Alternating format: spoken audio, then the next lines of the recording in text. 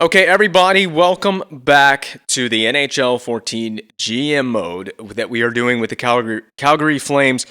But before I actually kick this episode off, I do want to address something that happened a week ago, as this is the first video that I have recorded since the passing of Matthew and Johnny Gaudreau last week. Unfortunately and sadly, they were taken from us. They were killed driving in an accident. A drunk driver, essentially, I believe, ran them over. And so Johnny Gaudreau and Matthew Gaudreau are no longer with us. I just felt like it was something that I needed to address before a video, just expressing my consolations to the Gaudreau family and what a significant loss to the hockey world. So we're starting this episode off on a bit of a somber note. Johnny Gaudreau was a fantastic hockey player. It wasn't just that he was an NHL player. He was a superstar. He was a star player, played for the Calgary Flames, and of course recently with the Columbus Blue Jackets. And he proved that despite what people may think of your lack of size, in the case of Johnny, you can still make it to the highest level of hockey and succeed. And there's a lot of people that are going to be missing Johnny Gaudreau, his family, friends, but the fans as well will also be missing watching the talent of Johnny Gaudreau. And it should not go without mentioning that Matthew Gaudreau deserves every bit of recognition, I guess, for lack of a better word. Matthew Gaudreau deserves to be recognized as well, because, of course, everybody knows who Johnny Gaudreau is, but a very awful week last week. It's been a week now since the passing of Johnny Gaudreau, so an awful weekend last weekend with that news breaking across. I just kind of wanted to get it out there and just leave some thoughts on Johnny Gaudreau and Matthew Gaudreau. I can't say that I know that much about Matthew Gaudreau, but I do know that he was, of course, a hockey player, and he was playing in the American Hockey League as well. And so before we begin this episode, I just thought I would acknowledge the passing of Johnny Gaudreau. So with that being said, let's begin this episode, and let's try to shift gears a little bit. Now a little more optimistic, a little happier. We last left off up right before the preseason, so this is going to be an interesting video because I have literally done zero preparation for this episode. Not that I believe this series will probably not get that many views anyway. It's NHL 14. Not many people probably want to watch NHL 14. But let's go into free agency. We'll just knock this right out. I did a discussion. I put a video up last weekend, and I wanted to give people plenty of opportunity to chime in, leave their opinions on who we might go after in free agency. And of course, I didn't expect to get anything, and I did not get anybody leaving an opinion on who we should sign for a free agent as far as free agents are concerned. So I think what I'm going to do is either I'm going to pick for the team itself, or I might even go a step further and randomize it with the spin of the wheel and let the wheel decide who we go after and pursue in free agency.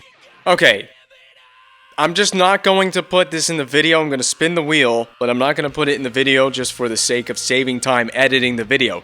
But I'm going to spin the wheel. I've got 4 names in the wheel in terms of who we pursue in free agency. Now, this does not limit me to just signing one player, but I think it's really fun to do this anyway. So I've got Tyler Bozak, I've got Derek Roy, and we've got Jarome Iginla and Vincent Lecavalier are in the wheel, as we will now spin it and randomize who does the wheel think we should pursue. And it's going to land on Lecavalier. It landed on Lecavalier. I kid you not. So the wheel says we should go after the big fish, Vincent Lecavalier. The nice thing is you see this tab right here, years wanted, YW. Only wants 1 year. Now, my plan was, if it gave us a Iginla, that would be quite a bit of money saved, because that's an extra little more than $3 million saved there versus going after Lecavalier. And I would have signed Iginla, and then I would have pursued Bozak. But now I got to consider, do we maybe get Lecavalier and then try to sign a defenseman? I feel like we could shore up our team on the defensive side of the puck, but I need to look at my roster, which we will do after we send an offer to Lecavalier, and he has to, of course, decide, does he want to sign? So, without further ado, I'm going to give him a little more money. He wants 1 year. We have the cap space. 1 year deal. Yeah, I'll give you how about we give him $6.5 million? Will that satisfy you? I'll go even a little more than $6.5 million. $6.520 million. And we have plenty of cap space. $16 million. You can see that. That's going to come down. 1 year, one-way contract. Just see what he can do for us this season. I let the wheel decide for us. And we're going to send this offer to Lecavalier. It's up to him to accept it. Assuming that Lecavalier signs that offer that we gave to him in free agency, should we consider upgrading the defense? The defense is not amazing, but it can definitely be improved. So, here's what I'm going to do. I think we should just back out, sim a few days, see what he does. It may take him, he may be looking at all of the offers that he gets. Actually, let me go back to free agency and see who's available. It's right here, right? Free agency. The wrong screen. Great job. Way to go. Back up. Free agency. There was a defenseman available, but I don't know who it was. Okay, there's a couple of them. Hainsey was one of them, and Ian White. And these guys, Hainsey's 32. That's not too old, especially for one season. Anybody else? Murray. But then it really falls away. Murray would be fine. And Scuderi.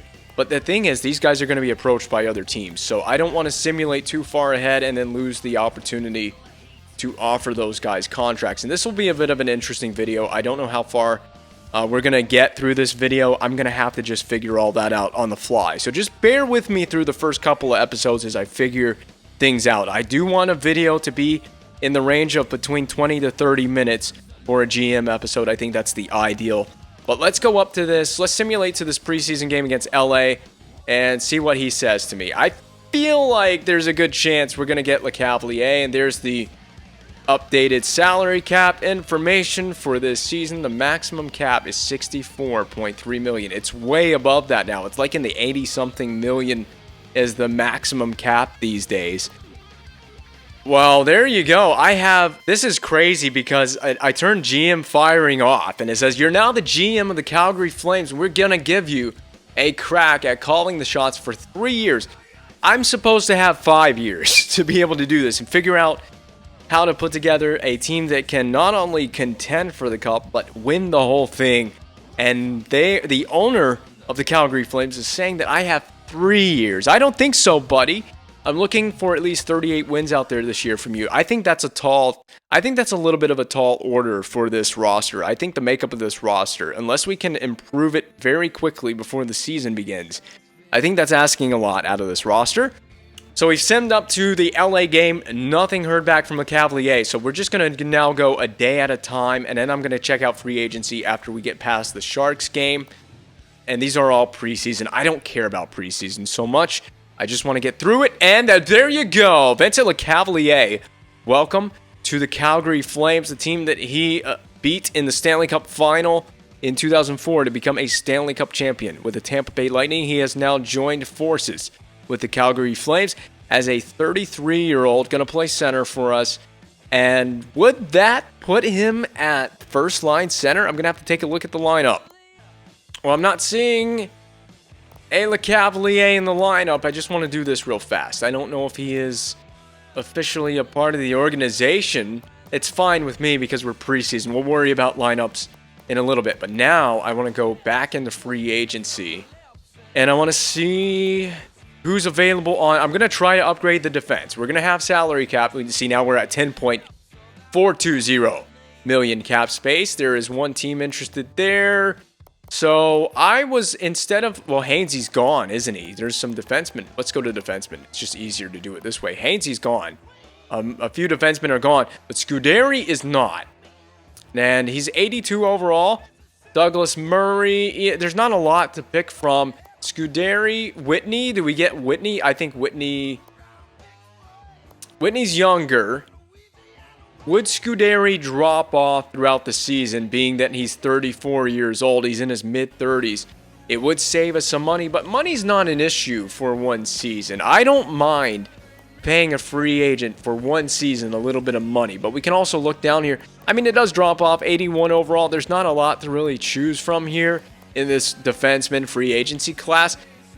And, you know, I think I'm willing to throw some money at Ryan Whitney. So let's just go after Ryan Whitney. Let's do it. I'm going to give him a little extra money because we have the cap space. I'll go closer to $4 million. We'll do $3.8 million. And I'll give him a one-year deal. He's going to be joining the other team in Alberta, hopefully, to just shore up the defense a little bit. Give us a little bit of depth. So there you go. Offer sent to Whitney. We're going to sim up a little bit more through preseason. I don't care about preseason. Just nobody get injured in preseason. That's all I can ask for. We're having a great preseason. We have not lost a game in preseason so far, and that trend continues. Against the Coyotes, we'll go up another couple of days. I'm not going to sign anybody else in free agency besides this. And there you go. Ryan Whitney joining the squad. So now I really got to be mindful about money, because that's an extra almost $4 million and does not leave us with a ton of cap space, which is fine with me. Again, these are one-year deals, so I need to just try to make the roster for season one, try to make it as good as possible. Now, I mentioned in the last episode a trade, so we'll go into trade negotiations, and this is just going to be an interesting time for me, and I may just edit right to when I find a deal. But before I go into this is going to be very interesting for me because I've never recorded a GM mode, so now I have to actually try to think about how to make this entertaining to watch, and some GM modes are, but I'm trying to find a way to make this entertaining to watch and easy to edit for me, and try to find a way to condense all the action into a very enjoyable, hopefully 30 minutes or slightly less video. So that being said, I'm going to try to explore trade options, and I'll come right back. Okay, so you know how I mentioned that I wanted to get a goaltender, and I didn't think there was a goaltender there was not a very good pool of goaltenders at all to choose from in free agency. Then I said we need to consider the path of a trade to get a backup for Kiprusoff.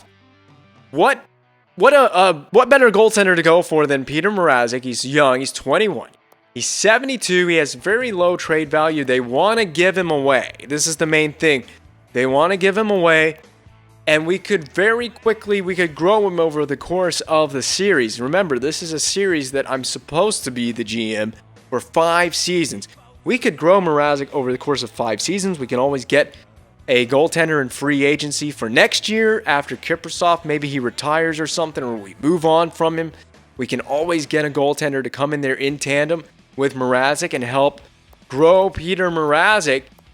He's got 3.5 potential, gold star potential. He could really be something in this GM mode. And they, like I said, the main criteria, Detroit wants to give this guy away. So I think I'm going to look into a trade. Okay, Petr Mrazek. Now, can I see the value of... I'm getting them to... I don't want to get them to retain any salary. Can I see the value? Can I see the value? There we go, the trade value. So we don't have a lot of trade value to match, so we should be able to make this go through.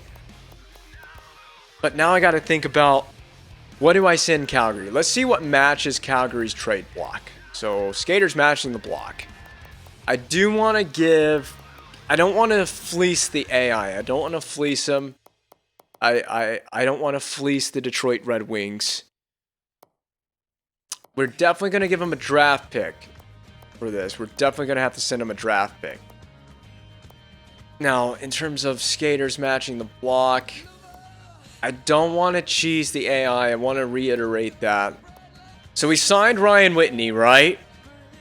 And I can move on from a defenseman. They want this O'Brien guy, so we're going to send O'Brien just to give them what they want. They want a defenseman. They want that player. And I want to send them a prospect. Let me look at what is their potential. Boma. We can send them Lance Boma. And they want Boma. Now, let's sort this as well by trade value. We'll do it the other way. Does Boma have more trade value? He does. trying to look at some of these other players that have reasonable trade value.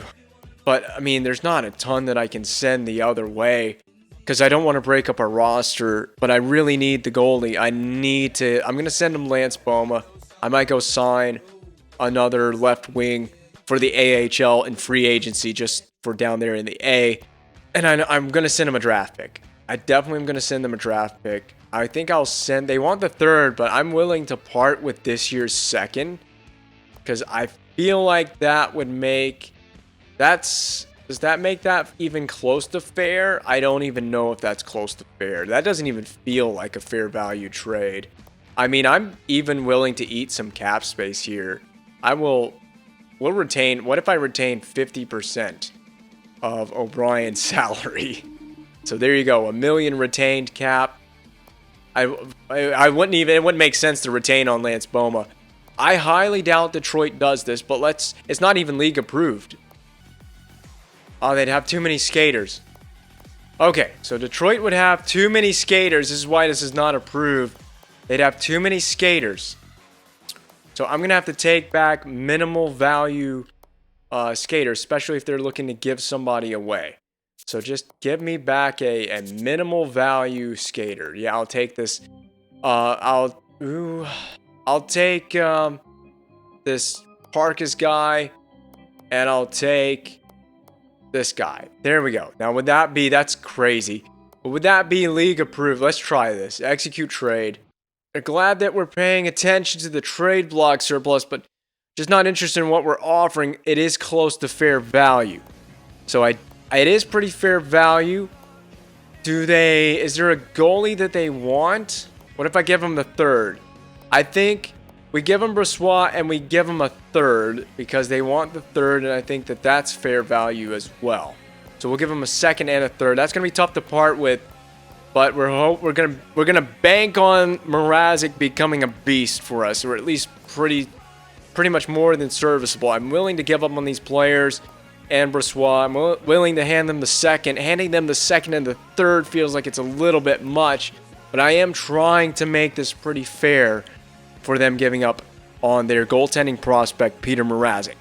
So, will this adjusted trade go through? Because I can't add anything else to this. So, will it go through? And there you go. Detroit has accepted it. We now have our backup goaltender in Petr Mrazek. So now we're just going to sim up. We're going to get up to the regular season, and we will overview our roster. Quite the preseason. We went perfect in preseason. Is that a sign of things to come? Now I get to assemble the roster the way that I see fit.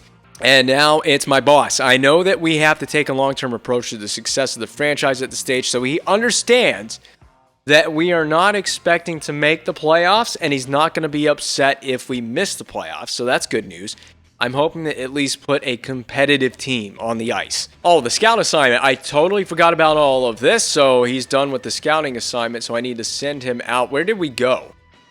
So, positions, scout, forwards in the WHL, I guess. How do I get to the WHL? I'm going to have to go through all this. There it is. WHL, we'll do 2 weeks out there.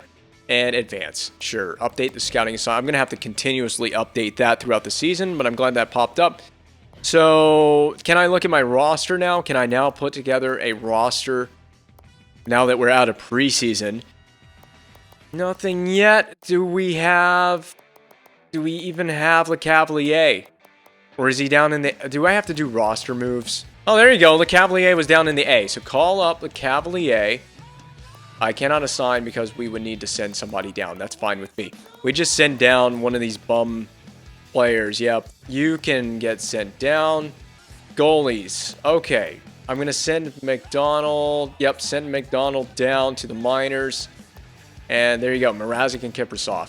Okay, now we can officially edit the roster the way that I see fit. This will mean Le Cavalier gets in, and then he immediately goes to the second line. So now I really got to figure out. I don't know how to assemble this lineup. Camilleri is your first line center. That's a slam dunk. Sven Berchi, he's a sniper. I'm gonna leave Berchi. I guess. What is his role? Because everybody has a player role. And I don't know if I can see that from here. No, you can't see it from here. Player role, is it up here? Player role, it doesn't say what role he is. If he's like is he like a top 6? I don't know. He's 78 overall. I think we'll just leave him. I think we'll leave some of these guys where they are, except Hoodler, you can go up to... Yeah, you can go up to the second line. That'll work for me. Stempniak on the third line. Who is a center? What is Horak? He's a center. Okay, you're a center. Hoodler is officially listed as a center, but he's going to play the wing. Stempniak is a right wing. Okay. Backlund is a wing.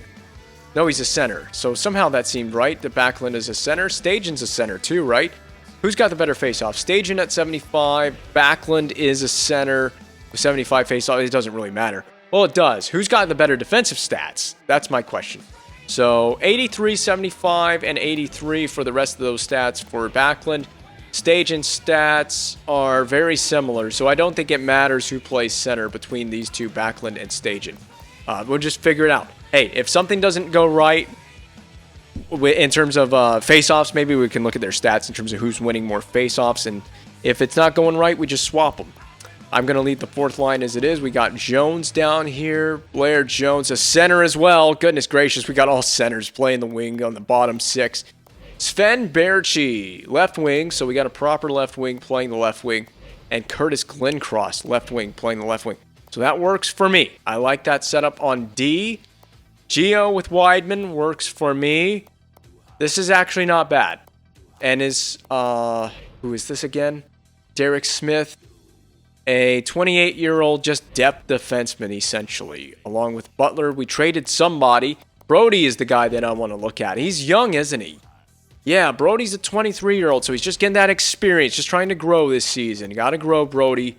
Power play. So, we got a bunch of offensive-minded defensemen on this team. I didn't even think about that. Wow, we got a bunch of offensive defensemen. So our power play from the blue line should be electric this season. I do want to get LeCavalier in on the power play somewhere. I think that's how I'm going to do this. We're going to put LeCavalier. He's a playmaking center. What's his shooting like? It's a 4.5-star shooting category. It's pretty good. Yeah, I'm going to put LeCavalier on the wing on the power play. I'm going to put him on the second unit. And we'll just roll with that to start the season. We'll have defensemen on the blue line on both units. And then that'll be just the power play the way it is. So, 4-man power play. I'm going to take Glencross off for LeCavalier. Backlund is LeCavalier better at face-offs? He is way better at face-offs, so that'll be a swap right there. Penalty kill. This is where we got to have the best defensive players in the lineup. I'm taking you out for... We have a two-way forward. How can I sort this by player type? Two-way forwards. What would make sense? At least Stempniak killing penalties? I'm going to go with that. Stempniak, well, what's his defense category look like? Yep, he's a penalty killer for sure. So... LeCavalier was pretty good in the face-off dot. I know Stajan he's 84, 82, 82. Let's put LeCavalier in there and just see what LeCavalier's defense stats are. Oh, yeah. You're going to be killing penalties too. Along with Camilleri, we got a sniper center killing penalties on the first unit who has a good defensive category as well. 3-man PK, same thing. Stajan, you're getting out of there. LeCavalier, that's Giordano. LeCavalier. I got to think about defensemen, too. Oh, God. Who's killing... We got all offensive defensemen killing penalties. Who's on the blue line other than Brody, than all these guys? So, Butler's defensive-minded. Weidman. How good is Weidman's defense category? 84, 85, 85 versus Butler, who is 84, 85, 85. So, I don't think it matters who plays defense on the penalty kill, because all these guys are pretty similar defense categories. If you see their defensive rating, yeah, it doesn't matter. I don't think it matters in terms of the penalty kill. We'll just roll with it how the game gives it to us. And if things need to be changed throughout the season, we will certainly change that. 3-man PK, 4-on-4 lines. Well, I would like to get LeCavalier in on 4-on-4 along with, I don't even know what other forwards I have to choose from. I want to try using... the playmaking Backlund. on 4-on-4. I mean, we probably won't see a ton of 4-on-4. Oh, he's already in there as well. You can play center on that line. Extra attacker, that's fine.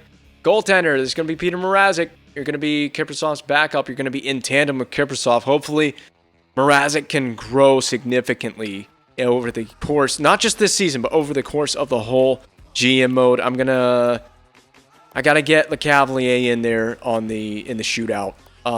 Glenn Cross, you can go down here. Wideman swap with LeCavalier, who's got good shooting categories. 85, mid-80s. LeCavalier was, high to mid-80s. And Hoodler, mid-80s, so that's pretty good. I mean, I'm happy with this shootout lineup. I don't think it's going to get much better than that. That's serviceable. I'll take it. Serviceable. Okay, we have made it through all of the off-season nonsense. Trading, signing free agents, all the stuff that requires a bit of brain power. And now we're ahead of opening night, and we will do a live sim. It looks like LeCavalier, the newest acquired Calgary Flame from the summer, the big fish in free agency. He is going to get the go. Oh, jersey numbers. I got to look at jersey numbers before I get all distracted. And naming captains. This is an interesting one. I'm going to strip the A from Glenn Cross. I'm going to give it to LeCavalier right away.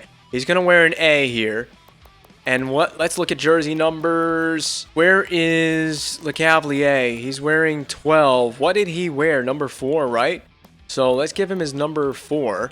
Yes, LeCavalier wore number 4, and he will wear number 4 as a Calgary Flame. Petr Mrazek wearing the number 1. I think Mrazek, what does he wear in real life? Doesn't he wear... We'll give him 28. How about that? 28. He wore 6. That number is not taken. All right. Ryan Whitney, we're going to give you your number 6 that he wore for our Alberta-based rivals, or whatever, however you want to describe it. Our neighbors to the north and our main foe on the ice, as well as our main foe in the season opener. Well, Ryan Whitney wore number 6 for the Edmonton Oilers. He will be wearing that number for the Calgary Flames. Anybody else? Any other numbers that we want to change before we do go into the sim? Because I want these numbers to be set for the season. Okay, opening night at home against the main rival, Edmonton Oilers. We're going to do one of these real-time simulation thingies just for the season opener. So, sim speed times 8. We got a goal already. Wideman opens the goal scoring 3 minutes in. And the sim is paused. How do you resume? Resume simulation. And then Taylor Hall answers right back for Edmonton. Goodness gracious. I need to make sure that Kaprizov is in the net, and we get another one. Oh, we're in the third period. I didn't realize how fast we went through the simulation. We're already in the third period, and we're up 3-2. Taylor Hall has a second goal in the game. The Cavalier scored in the season opener. Oh, the sim is paused. Continue, and we take another one. Empty netter, and we win the opening night game. That sim went by so quickly, I didn't even know how to react. That was a very fast sim. I thought it would pause between periods. I lost track of what was going on. So we end up winning the season opener. We beat the Edmonton Oilers 4-2. The Cavalier gets 2 goals. 1 is an empty netter. Hopefully no injuries. Let's go through all the goals. Okay. So Wideman on Dubnyk to open the goal scoring. Then Taylor Hall tied it. The Cavalier restores the lead. That's in the third period, so it took us all the way until the third period to get another goal in the game. Glenn Cross extends the lead.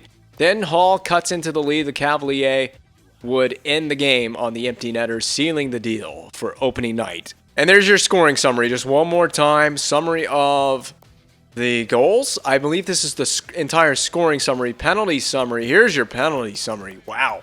Quite a few penalties in this game. And the home stats coming out of the first game. Kaprizov with an even 900 save percentage.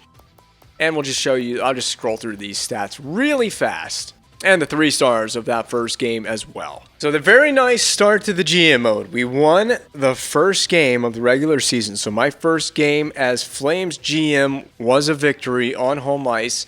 And now we're going to sim the rest of the season. And for this, I think what I'm going to do, this is going to take forever, by the way. The simming this whole season, for me personally, is going to take a while. And what I'm going to do is just sim probably up to American Thanksgiving, which is late November.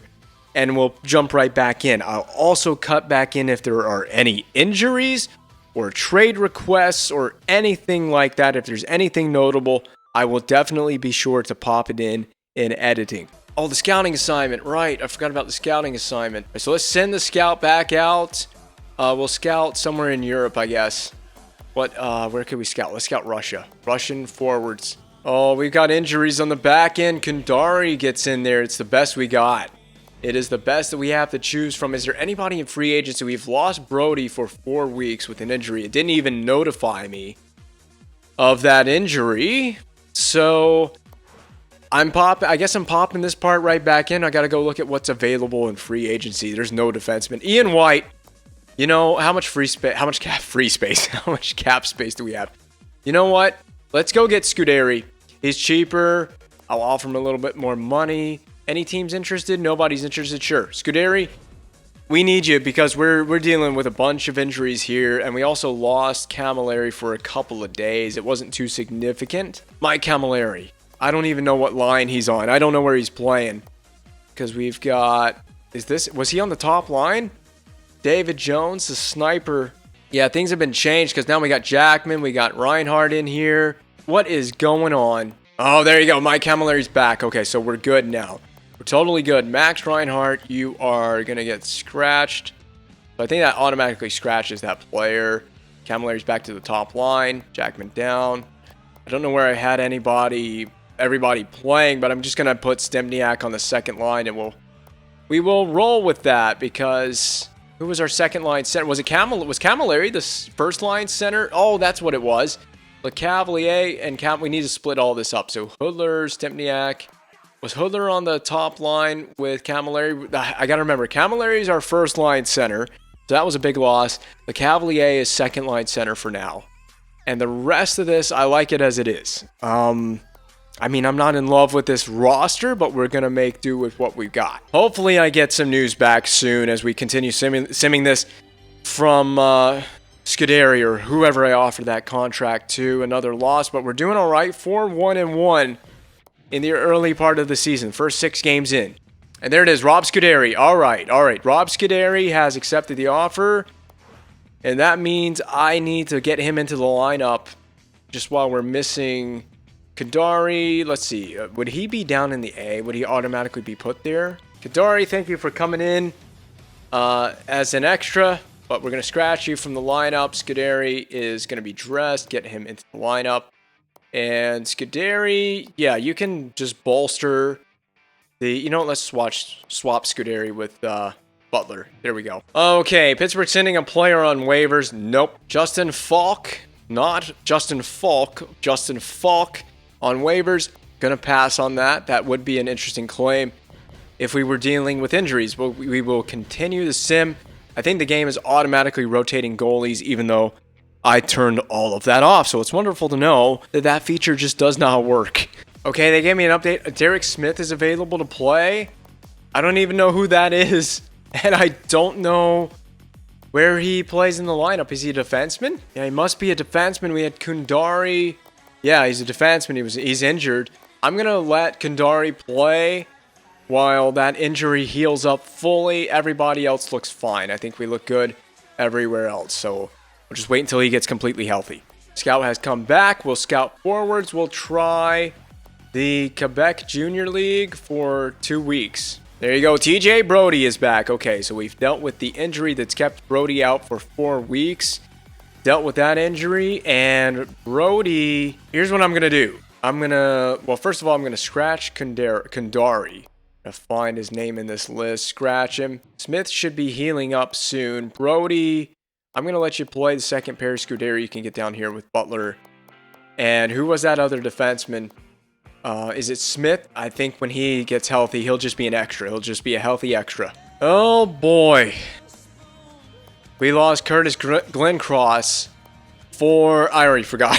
We lost him for, I think it said 2 months post-concussion syndrome for Curtis Glencross. You can see the modifiers. What is... I don't even remember what Glencross's overall rating is, but that's a big loss. So I think that Sven Berchi gets in there. So someone's moving up. Jones, this is your turn. You're getting up there on the second line. And Berchi, yeah, you can play. Is Berchi a right wing or what is he? He's a left wing. And Backlund is a playmaking center. So I'm going to swap these guys. Berchi, you can play the left wing. And I think there might be a gap for him on the power play. Max Reinhardt's also in there. Are we dealing with another injury? Max Reinhardt's in the... Wait a minute. Yeah, he's on the first... Wait a minute. What's going on? Oh, God. Reinhardt on the first line. I didn't even see that. So, Jones, you're going to go up to play on the first line. Reinhardt, you go all the way down here. We got two Jones, by the way. We got D. Jones and B. Jones. That would be Blair Jones and I believe David Jones, right? Yes, David Jones. I don't know if they're related. I actually don't know if they're related. So, I got quite the conundrum to deal with here. I think the best thing we can do is just have the roster right like this. Now I got to fix the power play too because it's going to obviously significantly impact the power play putting Reinhardt on there. So the Cavalier with who's not out there? Hudler? Yep. Oh no, Hudler's on there. He's on this power play. Who is the... I got to go back to the forward lines. So anyone between Jones, any of the Jones, Stempniak, Hudler, or Backlund. I wouldn't mind Berchi either. You know, let's give Berchi a shot on the power play. We'll give Berchi first line. Screw it. You can either produce on the power play or you can't. So Sven Berchi, welcome to the power play. First unit. Mikhail Backlund is on that injured list. So Backlund has been added to the injury list. We'll go another day or two. And then we'll get into the specifics. Needs to be oh God, Backlund injured too. Horak with an injured nose. What happened to Backlund now? It looked like a groin area injury, so he busted his balls.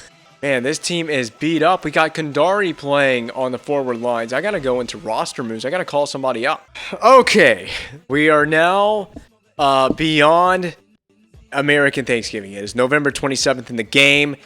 And just an update, you can see how things are working for us. 13-7-1 is much better than I ever anticipated we'd be doing. Kiprasov has 11 of those 13 wins.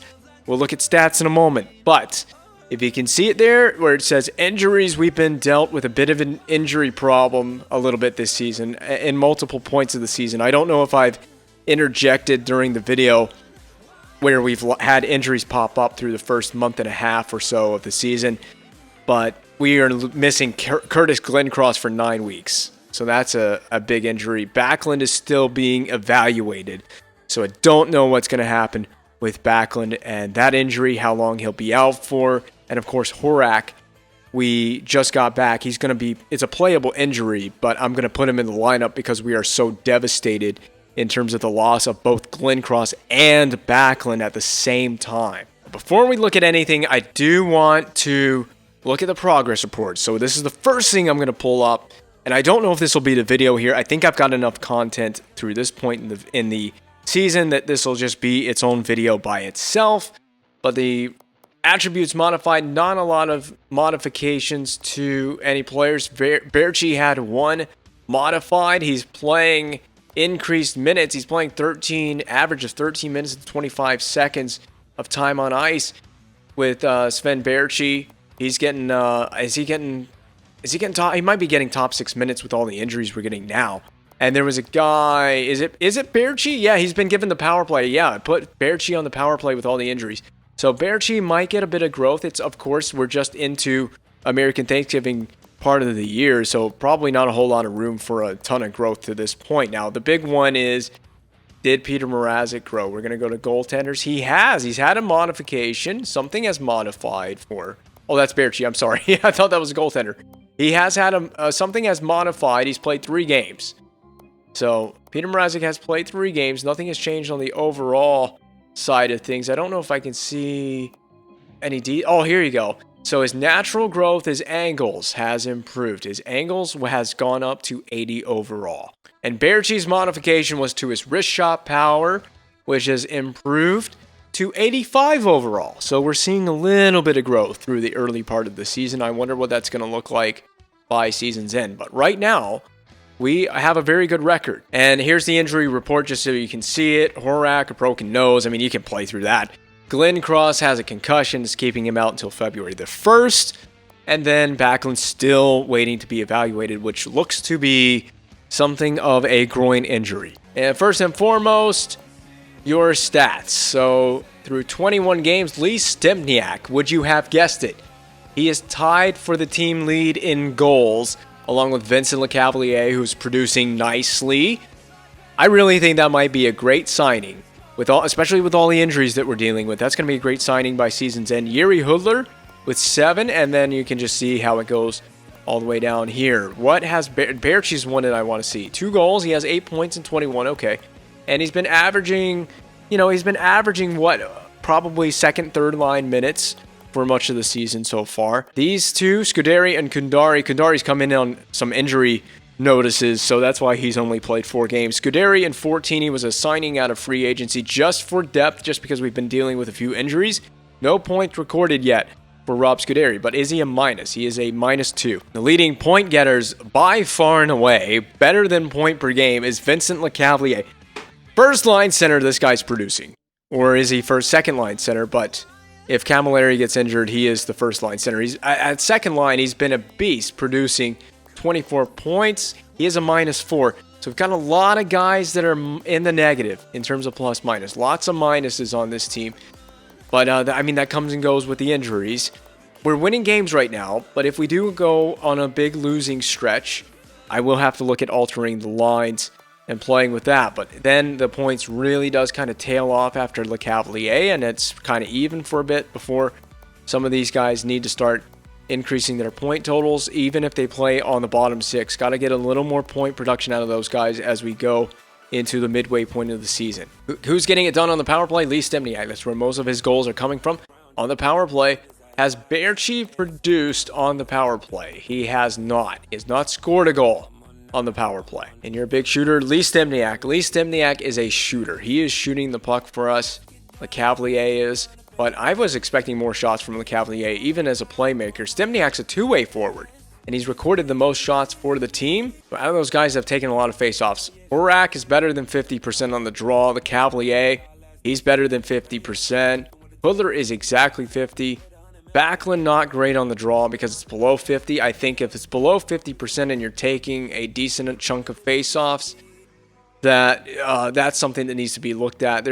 We have a bunch of centers on this team, especially on the bottom 6. And we're going to have to look at between Backlund and Stajan. I mean, neither of those guys are particularly impressive, and I wasn't sure which one to go with as our third line center. I don't think it's really going to matter. It looks like Backlund is slightly winning that battle right now, being 48% on the in the faceoff dot. And of course, there's our goaltender stats with 18 games played. Kiprusoff, a 2.11 GAA. That is very good. That's right where we want it. I didn't see his save percentage yet. 90. He's producing. Yep, Kiprusoff is a freaking beast right now. He is doing excellent for us. And we have not gone to a shootout, it looks like, so far this season. He has faced 495 shots and given up 38 goals. Mrazek, not quite as impressive, but remember, we are throwing a 72 overall, 21-year-old Petr Mrazek into the net. So he's just being, it's basically a baptism by fire for Petr Mrazek right now. We're throwing him in there probably before he is even ready, but hopefully he sees tremendous growth playing alongside Mika Kiprusoff. So because we're in the West, I'm just going to focus on the West. We'll show the East in a little bit. But through mostly 21, we're almost a quarter of the way through the season already. And they say that by American Thanksgiving that typically the teams that are in the playoffs tend to remain in the playoffs by season's end. We're going to see how true that remains in the season mode. But the team with the most points in the West, the Vancouver Canucks, we are right there hanging tight. We have 27 points, a 13-7-1 record. That is on par with the leading Canucks and the Predators. So we're doing what we need to do to stay atop the West right now and even begin to pull away a little bit as you see some of these teams down here, Minnesota, Dallas, Winnipeg, St. Louis. It really does kind of fall off a little bit there. So you can kind of see the teams in the West where the trend is going, the teams that might miss the playoffs. It's a long season, so a lot can still happen, injuries, etc. But it's looking good for us through the first 20 or so games. So what I want to know, who is doing what? We are scoring 56 goals, so 56 goals for. That is okay. It's decent in the West. Now, I think we need to look at this in the whole context of the whole league, so I will actually hold my thought on that for a moment. We'll look at what's going on in the East as well. So in the East, it is Pittsburgh who reigns supreme right now, then New Jersey. Buffalo is in the conversation. Ottawa, Toronto, Washington, and then Philadelphia, Columbus. So those are the first 8 teams. Those teams are all in the playoffs right now, I do believe. And then outside of that, it's actually pretty tight in the East right now. It is very tight on points. Okay, so I was looking at goals for, right? We were looking at goals for. We are the 9th best team in the NHL when it comes to scoring goals. So that's not too bad. We're in the top 10 in goal scoring through the first 20 or so games. Goals for per game, that's another average to look at. We are, why does it change when you sort it? Oh, okay. Is this sorted by the best? Yeah, sorted by the best average. We are right in the middle, basically. Right in the middle of the league in goals for per game, 2.67. So I think we could score a few more goals, but we're not doing too bad. Are we keeping the puck out of the back of the net? Yes, we are. We are actually 8th. 8th in the NHL in goals against, and that is a 2.29 goals against average per game.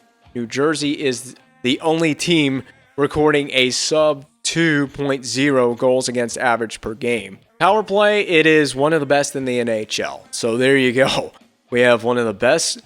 Well, in terms of scoring goals anyway, we've scored 21 goals on the power play, which is top 3 in the league. And the power play percentage would reflect that. We're at 19%. I think it could get a little bit higher than 19%. So I think we could be a little more effective on the power play than we are. We can see that some teams are clicking at 22%, and that's where I kind of want to sit. Ideally, we sit in that 21-22% range.